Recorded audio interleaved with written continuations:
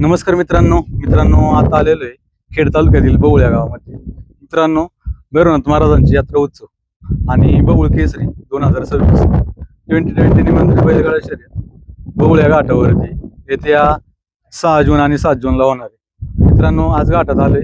घाटाचं कामकाज अंतिम टप्प्यात आलेलं आहे. आज आपल्याला इथे यात्रा कमिटी भेटलेली, गाडा मालकांना काय नियमावली त्या व्हिडिओच्या माध्यमातून आपण पाहणार आहे. तर चला व्हिडिओला सुरुवात करू.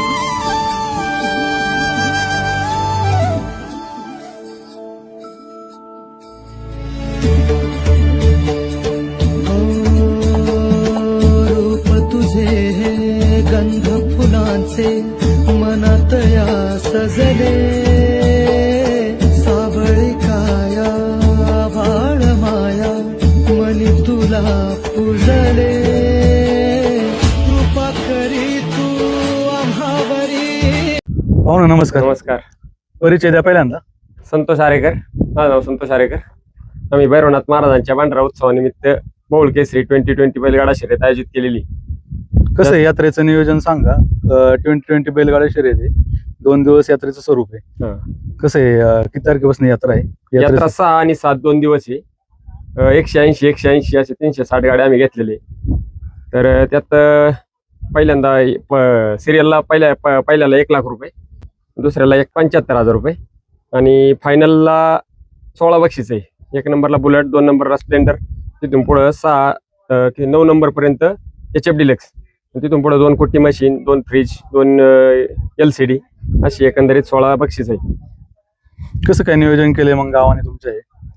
हे आमच्या भैरवनाथ महाराजांचा पांढरा उत्सव असतो, त्यानिमित्त आम्ही पहिली पण गेल्या वर्षी भरवली होती यात्रा 2 वर्षापूर्वी. त्यामुळे गेल्या वर्षी काही कारणास्तव नाही झाली, पण या वर्षी आम्ही परत सगळ्या गावकऱ्यांनी चंग बांधला की या वर्षी आपल्याला 2020 शर्यत करायची, म्हणून आम्ही सगळ्यांनी नियोजन केले. किती दिवसापासून घाटाचं काम चालू झालंय? घाटाचं काम मागच्या 10-12 दिवसापासून चालू आहे. आता अशा पद्धतीने घाटाचं काम संपत आलेले. काय बदल केलाय धावपट्टीमध्ये आता तुम्ही? धावपट्टी आम्ही पाठीमागे वाढवलेली 15 फूट, पुढं 20 फूट शिल्लक ठेवलेली.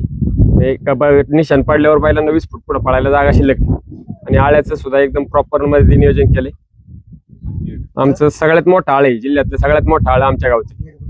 गेट बसवले आळ्याला, सगळं व्यवस्थित केलेलं आहे. बैलांची वर गेल्यावर बैलांची जेवढी काळजी घेता येईल तेवढी काळजी घ्यायचा आम्ही प्रयत्न केलेला. पाहुणे नमस्कार. नमस्कार. परिचय द्या पहिल्यांदा तुमचा. माझं अजित साबळे बळवाचा.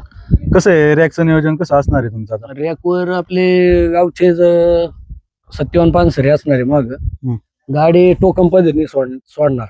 एक ते शेवटपर्यंत जे काही गाडी असते ते टोकन पद्धती होणार आहे. हुकलेल्यांचा विचार फायनलच्या आधी केला जाईल किंवा मग त्यांचे टोकन फी रिटर्न देऊन सन्मानाने घरी पाठवू आम्ही. कारण काय आहे, एक दिवसाची यात्रा करायची होती पण गाडी मालकांच्या आग्रहास्तव आम्ही 2 दिवस यात्रा केली. पावसा पाण्यामुळे पण तरी आम्ही तयारी एकदम जोरदार केलेली आहे. सगळ्यांची काळजी घेणार. टोकन गावची गाडी टोकननुसारच होणार. प्रत्येकाने गाडा आपला टोकननुसार संपायचा आणि आनंद घ्यायचा पावसा पाण्याच्या. पाहुणे नमस्कार. नमस्ते. परिचय द्या पहिल्यांदा. मी बापूसाहेब वाडेकर. 2020 बैलगाडा शर्यत आहे. हं. कसं टोकनचं नियोजन केलेलं आहे? जवळच्या गावातल्या गाड्या मालकांना कशी संधी देतो तुम्ही? आमच्या परिसरातले पूर्ण गाडा मालक आहे त्यांना सरसकट संधी दिलेली आहे आणि बाकी मग सिलेक्टिव्ह गाडी घेतलेली आहेत मेरिट प्रमाणे. आपल्या पेठचे वगैरे आणि खडकी पिंपळगावच्या लिमगाव त्याच्या फायनल नुसार आम्ही मेरिट नुसार गाडी घेतल्यात बाकीची आणि जवळपासच्या गावाला सरसकट संधी. कसं राहीन नियोजन गावच्या गाड्यांना इथं आल्यानंतर घाटात? गावातल्या गाड्यांना टोकन प्रमाणेच संधी आहे. टोकन गावचा जरी हुकला तरी त्यांना संधी नाही पुन्हा.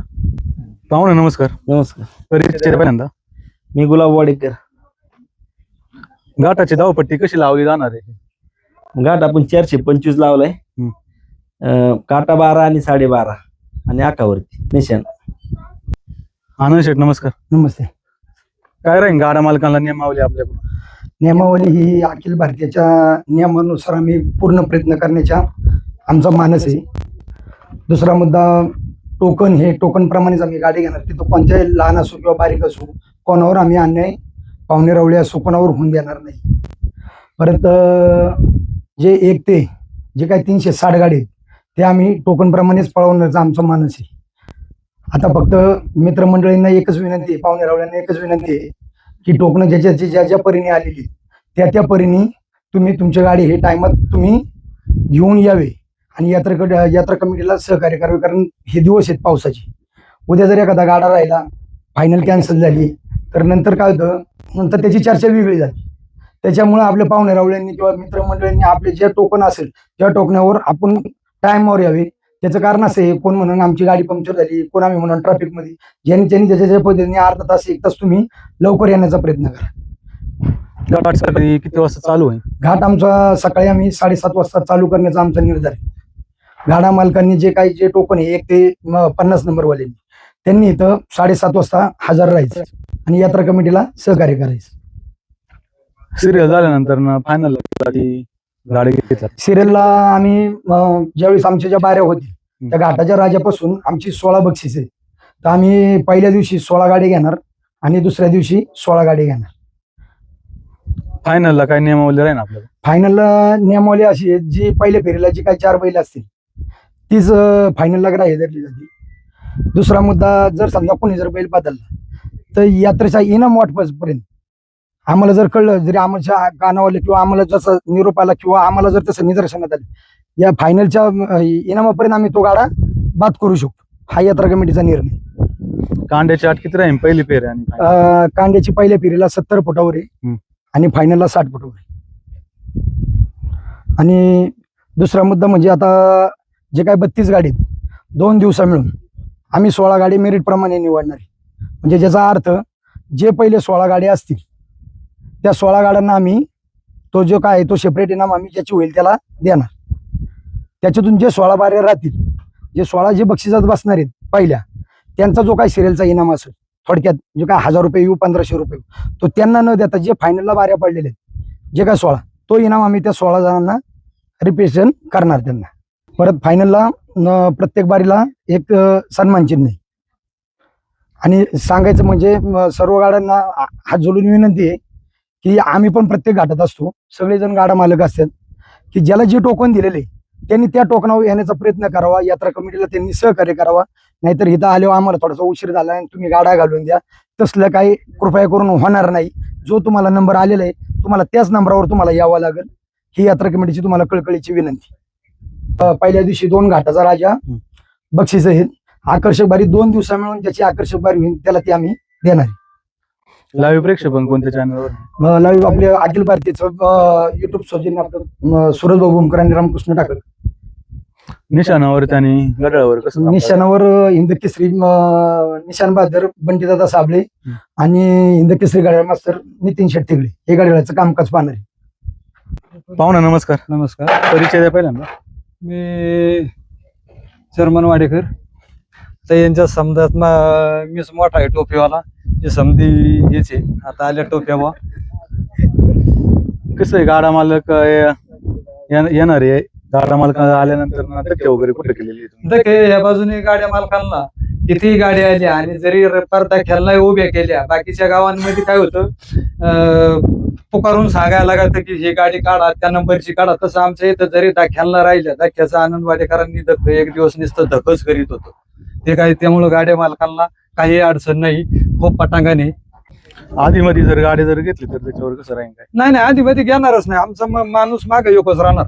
त्याच्यात 25 गाड्या रॅकमध्ये घातलं, 25 गाड्या घातलं तिथे रॅकला कुलूप. तिथं आम्ही काही बिवा तिथं ती लाईन लागणार असा काही विषय नाही. परत ते 25 ते गाडं 5 पुढं राहिलं की मागं जाणार, परत ते 25 गाडं पुकारून घेणार, चावी कुलूप लावून पुढे येणार. कारण त्यामुळं गाड्यावाल्यांचं आम्ही विचार करणार नाही. चूक समजा बुवा एखादा म्हणला टोकन हुकलं तर ते हुकलं फायनलच्या आधी त्याचा विचार केला जाईल. आम्हाला येळ मिळला तर, नाही तर कमिटीच्या पुढे काही गाड्यावाल्यांचं आम्ही काही सलून देणार नाही.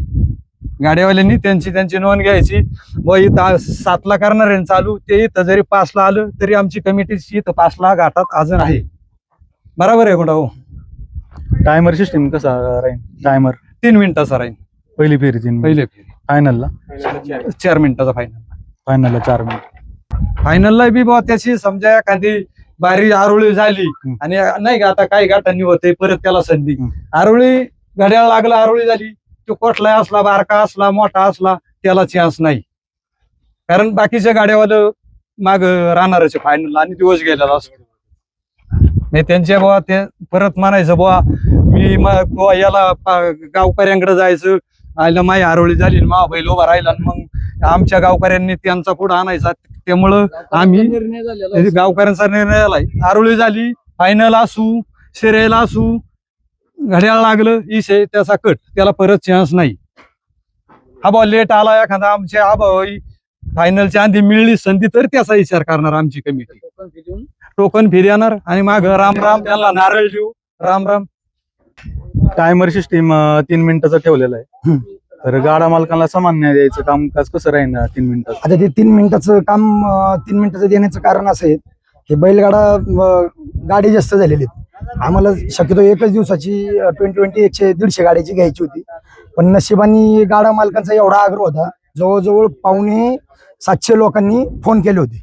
मग त्याच्यातून आपण 360 घेण्याचा प्रयत्न केला. त्याच्यामुळे गाववाल्यांनी असा नियम ठेवलेला आहे की टायमर हा 3 मिनिटाचा राहील आणि फायनलला हा 4 मिनिटाचा राहील. पण त्याच्यात पण काही गाडा मालक काय करतात, बारीक असू किंवा मोठे असू, आपल्याला हा निर्णय सगळ्यांना द्यायचा. पण मोठ्यांना वेगळा टायमर, बारक्यांना वेगळा टायमर, असं ते काय होणार नाही. एखादा म्हणला जर आमच्या बैल त्रास देतोय, तुम्ही जरा तसं माईक थांबवा, आम्ही 100% तो माईक थांबवू. पण ज्याच्या पुढे ज्यावेळेस बैल जातील त्यावेळेस आमचा टायमर चालू राहील, माईक 100% बंद राहील. ज्यावेळेस तुम्ही पुकारायला सांगता त्यावेळेस आम्ही पुकारू, पण तुमचा हा टायमर ज्याच्या पुढे आल्याच्या नंतर हा टायमर 100% चालू केला जाईल. जाता जाता काय करता ना गाडा मालकांना आव्हान? गाडा मालकांना एकच आव्हान आहे, ज्याने त्यांनी हे पावसाचे दिवस आहेत, पावसाच्या दिवसाचे काही निसर्गा पुढे काही कोण नाही. आम्ही शक्यतो पूर्ण फायनल ही 5 वाजता चालू करण्याचा आमचा निर्धार आहे. ज्याला जे टोकन दिले त्यांनी त्या टोकनावरच येणे, एवढंच आम्हाला सहकार्य करावे, एवढंच आव्हान.